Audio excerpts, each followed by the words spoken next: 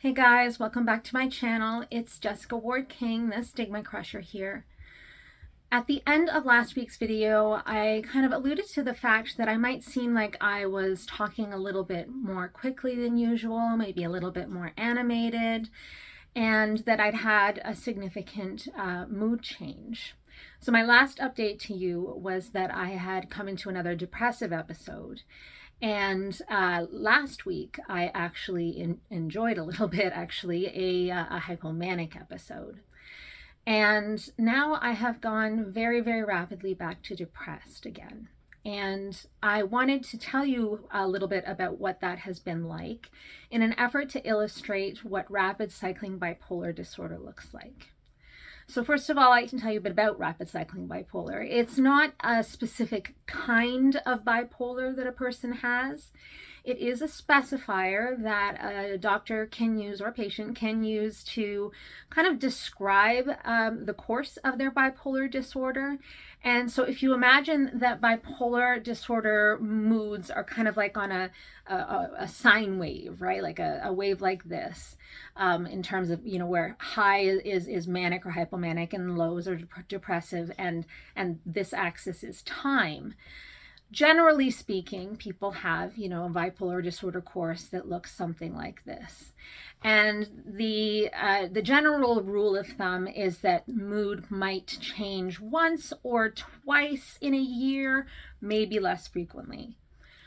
When you have 4 separate mood states in one calendar year, however, that's when you start calling it rapid cycling. And it's clinically significant because there are certain risks around rapid cycling bipolar. So because you're now getting, instead of having that kind of sine wave, you're now having it like this. So it's going up and down the same maybe amount, so the amplitude or the height of the curve is the same, but the width of the waveform is a lot shorter. It's a lot smaller, closer together. So you might have, as I say, 4 or more different mood states in a calendar year. And that is significant. So we do know that treating with antidepressants, and particularly certain antidepressants, can make that worse. And so when you are a psychiatrist treating someone that's bipolar is rapidly cycling, there are certain medications you want to steer clear from. You wanting to use mood stabilizers or antipsychotic medications to try to, and really what those medications are there for is to dampen down the mania.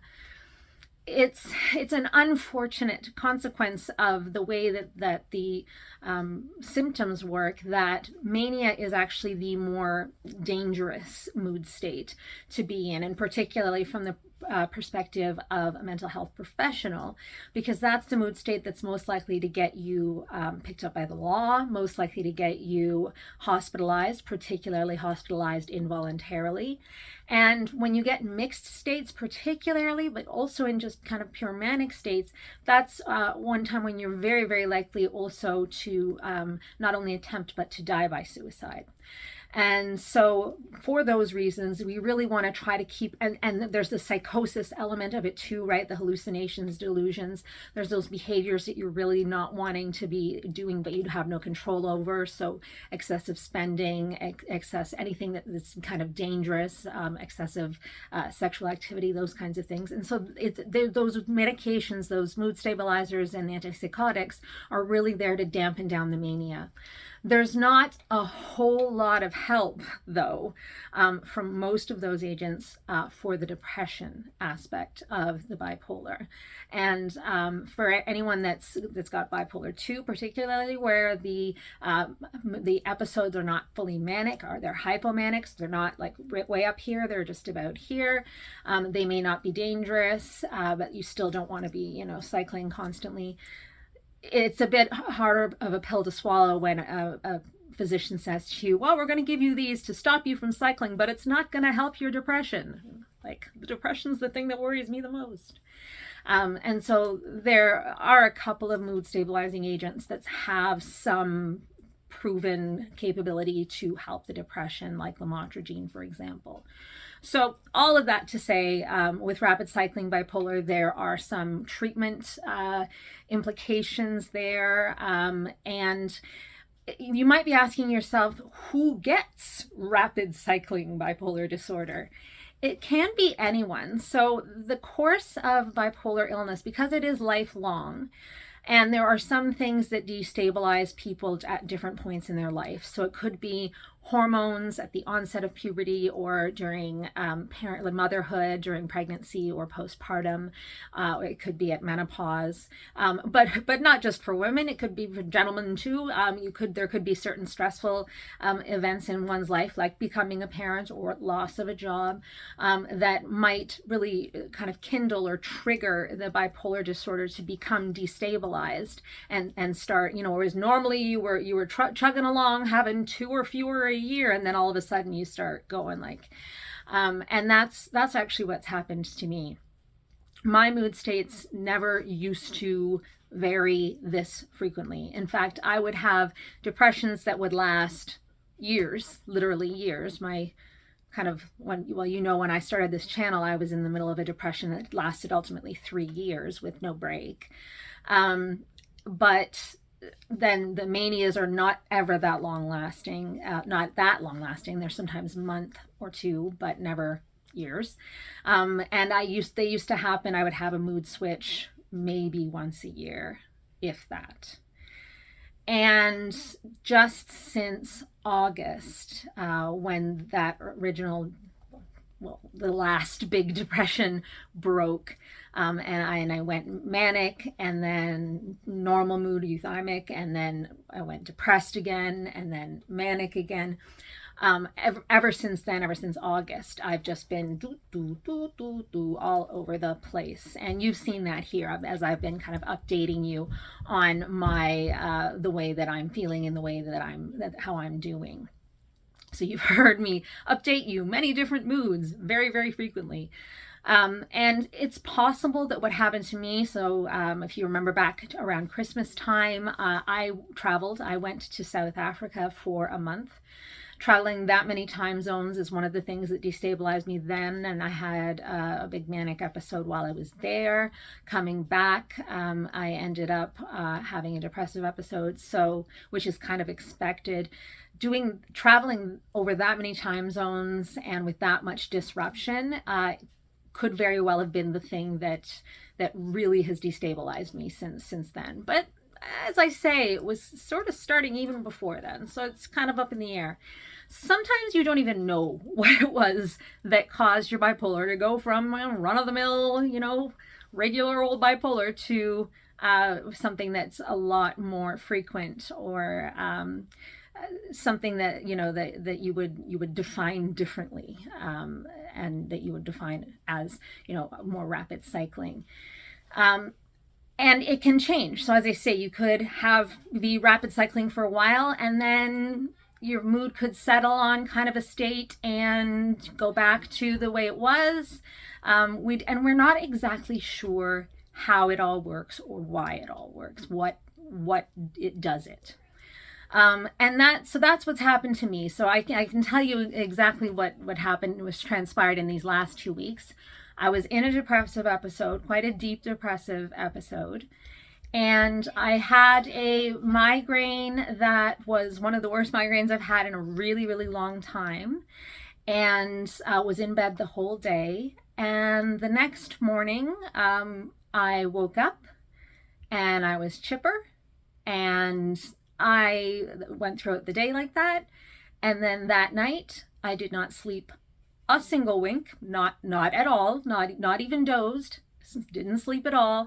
And I stayed up basically for over 48 hours, until I was like, okay, waving a white flag, please, somebody give me something to help me sleep. Because I know for me that not sleeping can trigger a manic episode, but it's also, when I'm in a manic episode, it's something that results. So I know sleeping is very important for me, but for most people with bipolar disorder. And so if I'm not getting the sleep, I'm not going to get better. So I needed to get the sleep. But so then I did have sleeping meds on board, and for a complete week, one exact week, I started out actually manic and then kind of petered out into hypomanic. And I reported it to my psychiatrist, but I was kind of like, but it's okay. Don't make it stop. Let's just let it stay there for a bit. He's like, you know that it can't stay, because I know for me, I do get psychosis sometimes, and allowing a manic or even a hypomanic episode just to keep going isn't good for my health. It's not good for my bipolar. It's not going to help me get stability. So I started lithium to try to stop the manic episode, but exactly 1 week after it started, I literally woke up in the morning and wanted to die by suicide, and was crying and inconsolable and just wanted to stay in bed and depressed, very, very depressed. And that's not normal for me either. Usually I like this is less like a curve and more like a bonk. There seemed to be nothing in between. There wasn't that gradual let down and then gradual down into depression. It was really, really sudden. And that's not normal for me. And also a week long, between depressed, hypomanic, depressed, this is not normal for me. So we are now on day 3 of this depressive episode. As you can see, I went into work today, and so the hair's done, the makeup's on. I actually gave a talk, so I've got, the earrings, I've got the lovely shirt. I'm looking great. I'm feeling like crap, be honest with you. And I am really ready for this rapid cycling nonsense to be over, because it's exhausting. It's absolutely exhausting, going from the depths of despair to the highs of mania to a little bit of something that feels good, to then have it all taken away and go to the depths of despair again. And I haven't been living with this rapid cycling for long. There are folks that's how their bipolar is. It is like this all the time. It's very, very fast. It switches very, very quickly. And for me, it's not typical, thankfully, and I could really use going back to a slower pace.